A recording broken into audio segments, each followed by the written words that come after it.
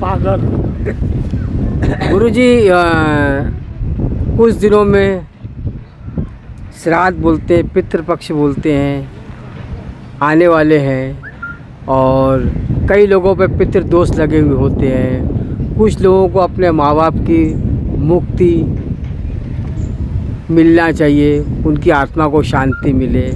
तो ये माया जाल है, इसकी मुक्ति, इस पे प्रकाश, ये सनातन की बहुत बड़ी परंपरा है। जरा इसके बारे में लोगों को बताएं कि किस तरीके से इस पे हम मुक्ति पा सकते हैं, दोष से छुटकारा पा सकते हैं। पितृपक्ष, पितृपक्ष ये होता है 15 दिन का, पूर्णिमा से लेकर अमावस तक। इसमें अपने पितरों को भोजन दिया जाता है, पिंडदान दिया जाता है, उनकी आत्मा की शांति के लिए। कुछ ऐसे होते हैं जो आत्महत्या कर लेते हैं, जहर खा लेते हैं, वो भटकती आत्मा हो जाती है, जिसको बोलते हैं प्रेत आत्मा। प्रेत आत्मा भटकती है, पानी की प्यास लग रही है, पानी नहीं पी सकते, भूख लग रही है, कुछ खा नहीं सकते, हाथ नहीं लगा सकते। तो उनके खानदान के जो होते हैं ना, जिन्होंने आत्महत्या किया है, उनकी शांति के लिए पिंडदान करें, प्रेत आत्मा से वहाँ से उनको मुक्ति दिलाए, पितरों में मिलाए। पिंडदान के बगैर वो प्रेत आत्मा पितरों में नहीं मिलती है। पितरों में जब मिल जाती है तो फिर वो आपका देवता बन जाता है, पितृ देवता। और जो आदमी श्राद्ध नहीं करता अपने पितरों का, उसके जीवन में कठिनाई बहुत आती है, बहुत परेशानी आती है। जिसके पितृ आपके परिवार में आनंद में है, आशीर्वाद देते हैं कि तुम्हारा परिवार सुखी रहे। अगर वो दुखी है, आप उनको नहीं मान रहे हैं, आखिर तक अगर तिथि नहीं मालूम है कि उनके हिसाब से, तिथि के हिसाब से श्राद्ध किया जाता है, तो लास्ट वाले दिन, अमावस वाले दिन उनके नाम का श्राद्ध किया जाता है।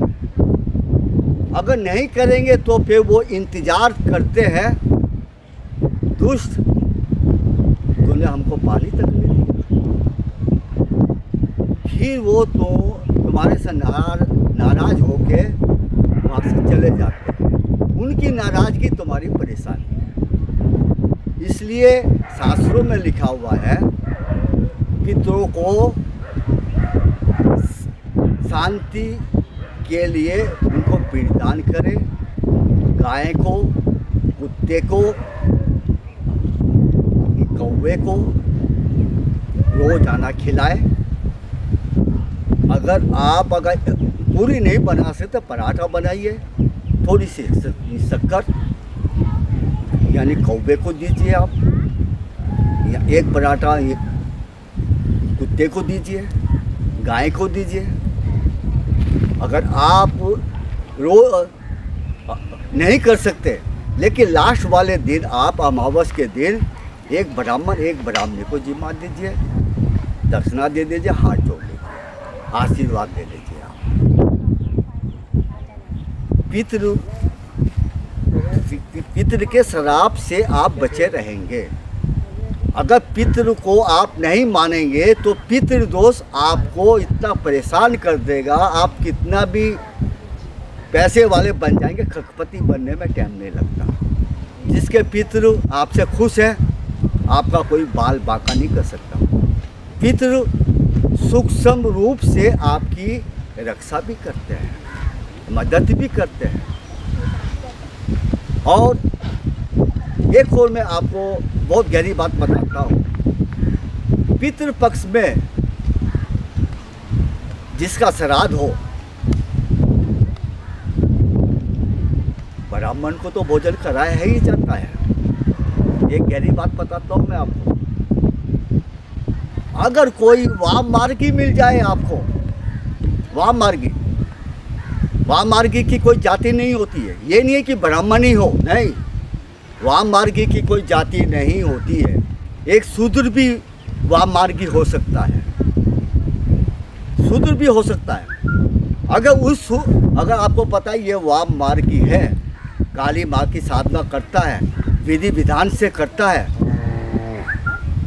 उस मार्ग पे चल रहा है, वाम मार्ग पे चल रहा है, वो किसी भी जाति का होगा, वो जाति से यहाँ मतलब नहीं, वाम मार्ग से मतलब है। आप उसको श्राद्ध में निमंत्रण दीजिए, आपके पितृ बड़े खुश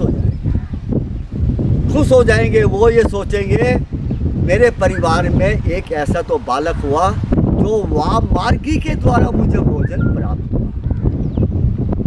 वाम मार्गी का तो बहुत ऊंचा अर्थ है भाई, वाम मार्गी का। इसलिए मैं आपसे यही कहना चाहूँगा, ब्राह्मण मिलता है तो ठीक है, नहीं मिलता है तो कोई भी अपना वाम मार्गी मिले, साधक होते हैं, उनको निमंत्रण करके आप विदा कीजिए, खिला पिला दीजिए।